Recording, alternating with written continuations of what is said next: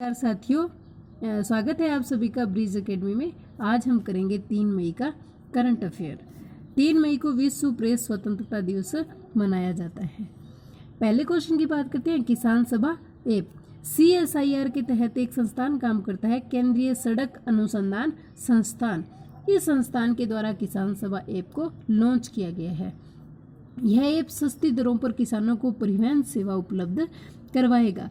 इसके जैसे ये किसान रथ मोबाइल ऐप भी लॉन्च किया है, वो किया है कृषि मंत्रालय के द्वारा।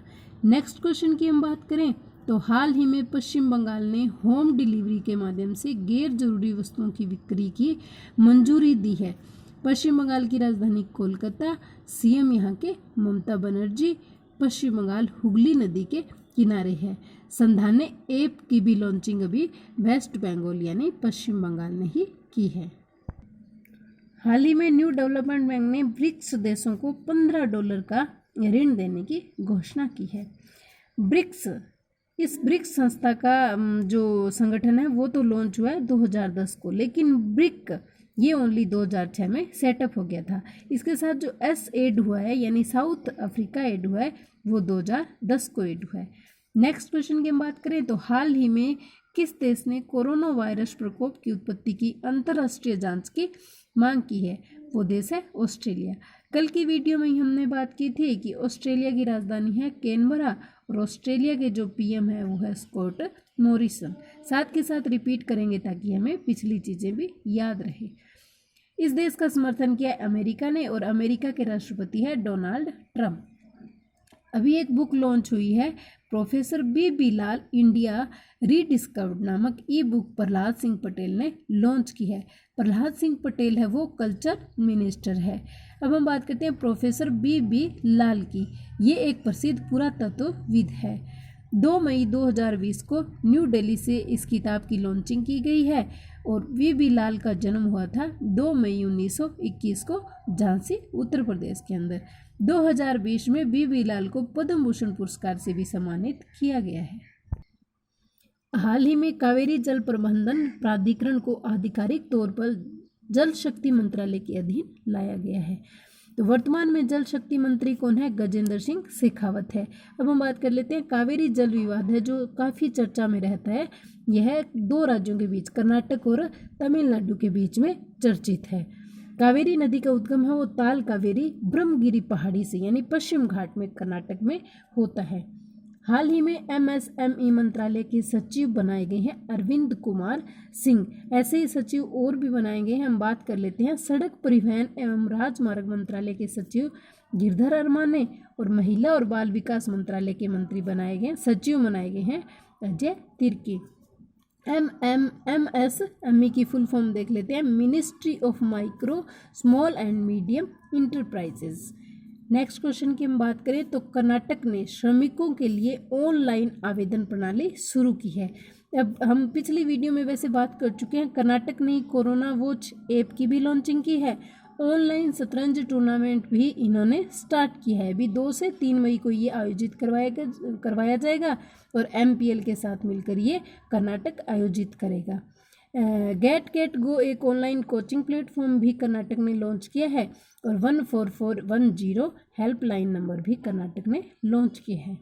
अभी हाल ही में फेड कप हार्ट अवार्ड से सम्मानित किया गया है सानिया मिर्जा को। नेक्स्ट क्वेश्चन है कि मुफ्त स्वास्थ्य बीमा प्रदान करने वाला पहला राज्य है महाराष्ट्र और यह मुफ्त स्वास्थ्य बीमा जो प्रदान करेगा वो योजना है महात्मा ज्योतिबा फूले आरोग्य जन योजना के अंतर्गत ये मुफ्त स्वास्थ्य बीमा उपलब्ध करवाएगा। नागालैंड ने कोविड-19 उपकर डीजल और पेट्रोल पर लगाया है। डीजल पर लगाया है 6 रुपये और पेट्रोल पर लगाया है 5 रुपये। नागालैंड की राजधानी है कोहिमा। अब हम बात करते हैं confederation of all India traders ने खुदरा व्यापारियों के लिए भारत मार्केट नाम से एक राष्ट्रीय ई-कॉमर्स बाजार शुरू किया है। नेक्स्ट है कि अरुणाचल प्रदेश को केंद्र ने निर्देश दिया है कि चकमा और हांजोंग आदिवासियों को कोविड-19 और लॉकडाउन से संबंधित आर्थिक पैकेज में शामिल करें। अरुणाचल प्रदेश में हाल ही में दापोरिज ब्रिज का भी उद्घाटन किया गया है। 430 फीट लंबा है ये। ईटानगर में कोविड-19 परीक्षण प्रयोगशाला भी शुरू की गई है और कोविड केयर ऐप भी अरुणाचल प्रदेश में ही लॉन्च किया गया है। अब हम बात करते हैं प्रेस फ्रीडम इंडेक्स की, जो 2020 में जारी करती है। सबसे पहले तो हम देखते हैं कि इसके अंदर टोटल कितने देशों पर ये हुई है। 180 देशों के आधार पर इसे जारी किया गया है। फर्स्ट रहा है नॉर्वे और लास्ट यानी 180 रहा है नॉर्थ कोरिया। इंडिया को स्थान मिला है 142वां। यह वार्षिक रिपोर्ट है जो रिपोर्ट्स विदाउट बॉर्डर्स द्वारा जारी की जाती है। रिपोर्ट्स विदाउट बॉर्डर्स एक गैर लाभकारी संगठन है और इसका जो हेडक्वार्टर है वो है पेरिस, फ्रांस के अंदर। इस रिपोर्ट के अनुसार वैश्विक स्तर पर पत्रकारों की स्वतंत्रता में 0.9% की वृद्धि हुई है। सेकंड नंबर रहा है फिनलैंड और थर्ड है डेनमार्क और फोर्थ है स्वीडन। नेक्स्ट क्वेश्चन की हम बात करें तो हाल ही में ऑस्ट्रेलिया की क्रिकेट प्रशासक संस्था ने गेंद को चमकाने के लिए लार व पसीने के इस्तेमाल पर रोक लगा दी है। फीफा विश्व कप 2022 कतर में इसका आयोजन किया जाएगा। कतर है एशिया महाद्वीप के अंदर। ये अभी चर्चा में इसलिए है क्योंकि फीफा विश्व कप 2022 के ब्रांड एम्बेसडर आदिल खामिश कोरोना संक्रमित पाए गए हैं।